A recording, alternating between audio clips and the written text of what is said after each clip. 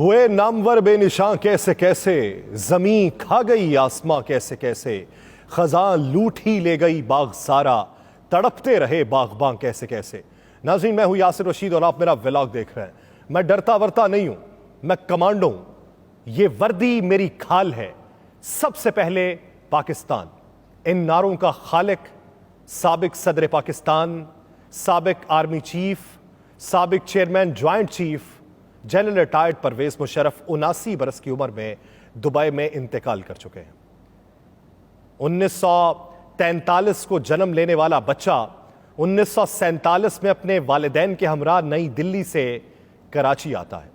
1964 में वह फौज में कमीशन हासिल करता है।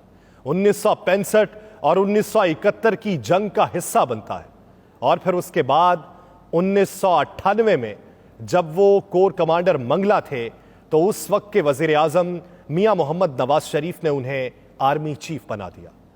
एक साल बाद अक्टूबर 1998 को वो आर्मी चीफ बने और अक्टूबर 1999 यानी एक बरस बाद उन्होंने उसी वजीर आजम का तख्ता उल्टा मार्शल लॉ का नफाज कर दिया। पाकिस्तान के अंदर मार्शल लॉ का नाफिज होना था तो उसके बाद पाकिस्तान की तारीख तब्दील होने लगी।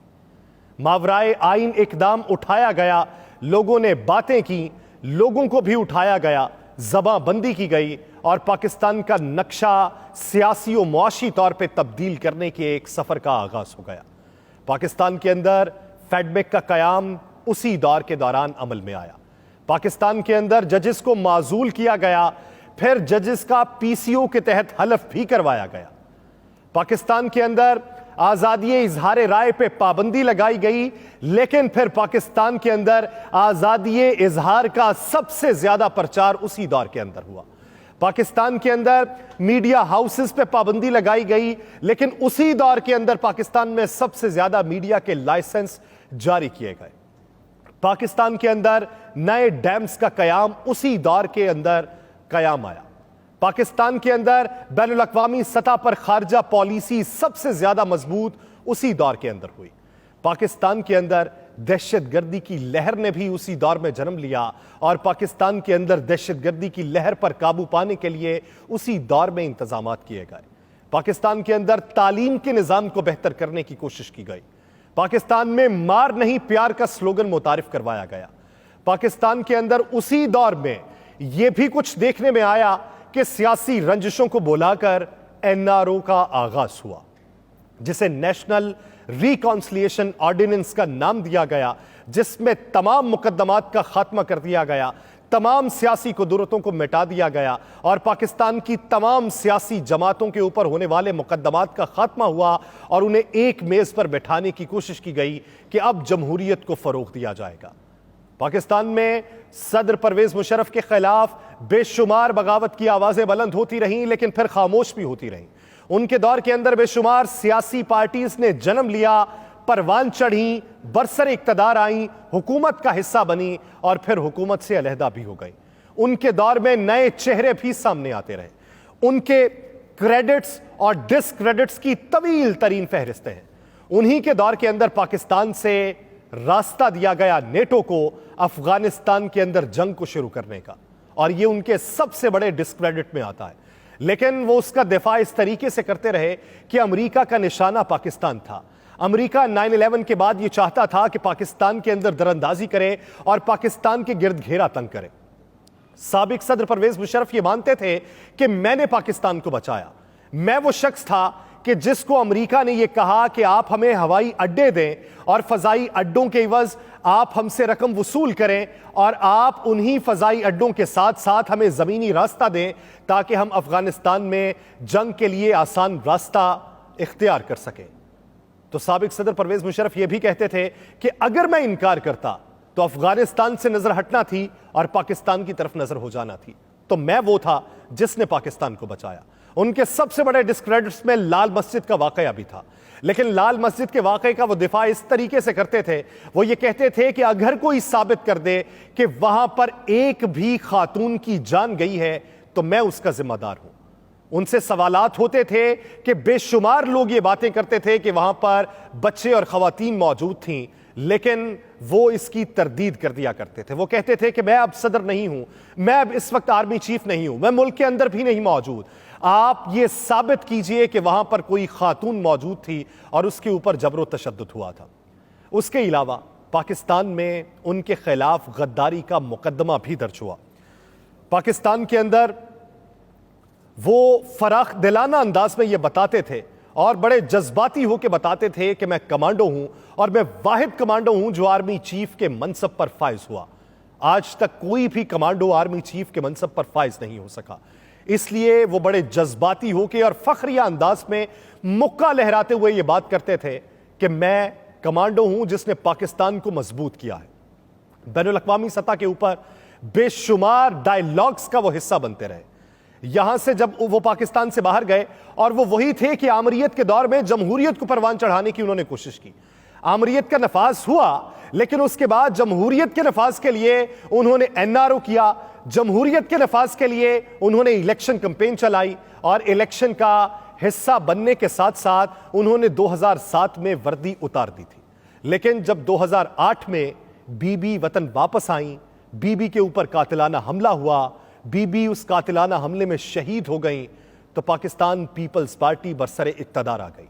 पाकिस्तान पीपल्स पार्टी ने सदर के खिलाफ मुआखजे की कार्रवाई का आगाज किया, तो उसके बाद वो अपने ओहदे से मुस्ताफी हो गए। फिर वो पाकिस्तान से दुबई मुंतकिल हुए और जिंदगी का बकिया हिस्सा दुबई में ही गुजार दिया। यहां पर बात यह होती है कि आमरीयत के दौर के अंदर पाकिस्तान में जमहूरियत से खिलवाड़ खेला जाता रहा। आमरीयत के दौर के अंदर पाकिस्तान के आइन की पामाली होती रही। आमरीयत के दौर ने पाकिस्तान की जमहूरियत को परवान नहीं चढ़ने दिया। तो याद रखिए कि जमहूरियत के दौर के अंदर जितने असासे आपके इन पब्लिक ऑफिस होल्डर्स और आपके इन सियासतदानों ने बनाए हैं, क्या जनरल रिटायर्ड परवेज मुशर्रफ के असासे आपने उतने देखे कि जब इंटरव्यू करने के लिए पाकिस्तान से एंकर दुबई गए और उनकी रिहाइशगाह पर पहुंचे तो 2 कमरों पर मुहीत घर था जहां पर जिंदगी का बकिया हिस्सा गुजार दिया। बैनुल अक़वामी मुज़ाकरात का हिस्सा बनते रहे और CNN के ऊपर एक इंटरव्यू में और बेशुमार यूरोपियन चैनल्स के ऊपर इंटरव्यूज का वो हिस्सा बने और वहां पर मंतिक के जरिए सवालात के जवाब दिया करते थे। उनसे सवाल किया गया कि आपकी ISI पाकिस्तान में बहुत मुनज़्ज़म है और दुनिया भर की बेहतरीन एजेंसियों में शुमार होती है, लेकिन बेहतरीन एजेंसी का कारनामा यह है कि आपके मुल्क के अंदर अमेरिकन आते हैं, 2-2.5 घंटे कार्रवाई करते हैं, उसामा बिन लादेन को मार डालते हैं और आपकी ISI को खबर तक नहीं होती। जिसका जवाब उन्होंने मंतक से यह दिया कि ह्यूमन एरर का हमें मार्जिन दीजिए, इंसानी गलती हो जाती है। हाँ, हमारे यहां आए, हमें मालूम नहीं पड़ा, हमसे गलती हुई, लेकिन आप दुनिया की सबसे बड़ी ताकत है और आप खुद को सुपर पावर कहते हैं। आपके मुल्क के अंदर 2 जहाज एंटर हो जाते हैं, आपकी CIA को खबर तक नहीं होती, वो 2 जहाज 2 बड़े टावर से टकरा जाते हैं और बड़ी तबाही का सबब बनते हैं, जिससे दुनिया में एक नई जंग का आगाज हो जाता है। अगर आपको इल्म नहीं था तो हमें भी एक छोटा सा मार्जिन तो दे दीजिए। भारत के अंदर बेशुमार टीवी चैनल्स के प्रोग्राम का वो हिस्सा बनते रहे और वहां पर उनसे ये सवालात होते रहे कि आप तो मुल्क बदरी की जिंदगी गुजार रहे हैं, आपके ऊपर तो मुल्क की जमीन को तंग कर दिया गया, आप मुल्क में रह नहीं पाए और आप मुल्क से बाहर चले गए। तो उनके ऊपर पाकिस्तान में गद्दारी का मुकदमा चल रहा था। तो उनके अल्फाज ये हुआ करते थे, मैं पाकिस्तान से हूं, पाकिस्तान मुझसे है, मैं मरूंगा तो मेरी कब्र भी पाकिस्तान के अंदर बनेगी, मेरा जीना मरना पाकिस्तान के लिए था और मुझसे पहले पाकिस्तान है। मैं पाकिस्तान के खिलाफ ना कोई लफ्ज अदा कर सकता हूं और ना ही पाकिस्तान के खिलाफ किसी का अदा किया गया लफ्ज बर्दाश्त कर सकता हूं। उनसे यह सवाल किया गया कि पाकिस्तान के बहुत से मसाइल हैं, आप पाकिस्तान के मसाइल तो हल नहीं कर पाते, आप इंडिया के अंदर दरअंदाजी की बातें करते हैं। तो उसका जवाब वो ये दिया करते थे कि इंडिया के अंदर बेशुमार धमाके हुए, इंडिया के अंदर इंसानों की नस्ल कुशी हुई, इंडिया के अंदर करप्शन का बाजार गर्म हुआ, इंडिया के अंदर नफरत को हवा दी गई। अगर आपसे इंडिया का निजाम नहीं संभाला जाता तो हमें इंतजाम दीजिए, हम आपका निजाम बेहतर करके दिखाएंगे। वो पाकिस्तान से बाहर रहकर भी पाकिस्तानियत का प्रचार करते रहे। पाकिस्तान के अंदर बेशुमार लोग उनके खिलाफ भी बातें करते हैं और उनके हक में भी बातें करते हैं। पाकिस्तान के अंदर बेशुमार सियासी जमातें ऐसी मौजूद हैं जिसके अंदर मौजूद लोग जनरल रिटायर्ड परवेज मुशर्रफ के नजरियात के मुखालिफ भी हैं और बहुत से लोग उसी जमात के अंदर मौजूद होते हुए उनके नजरियात के हामी भी हैं। उनके दौरे हुकूमत में पंजाब के अंदर 8.3% की जीडीपी ग्रोथ हो रही थी। मौजूदा सूरत हाल में जमहूरियत का दौरा है, यहां पे जीडीपी ग्रोथ का अंदाजा आप खुद लगा लीजिए। मैं आमरीयत का दिलदादा नहीं हूं, मैं आमरीयत को हवा देने की बात नहीं करता, ना ही मैं आईने पाकिस्तान से रूगर्दानी करने की बात करता हूं। मैं सिर्फ यह बात करता हूं कि आमरीयत के दौर के अंदर पाकिस्तान में किस तरीके से इंतजामी उमूर को चलाया जा रहा था और मौजूदा जमहूरियत के दौर में किस तरीके से जमहूर के साथ खिलवाड़ किया जा रहा है।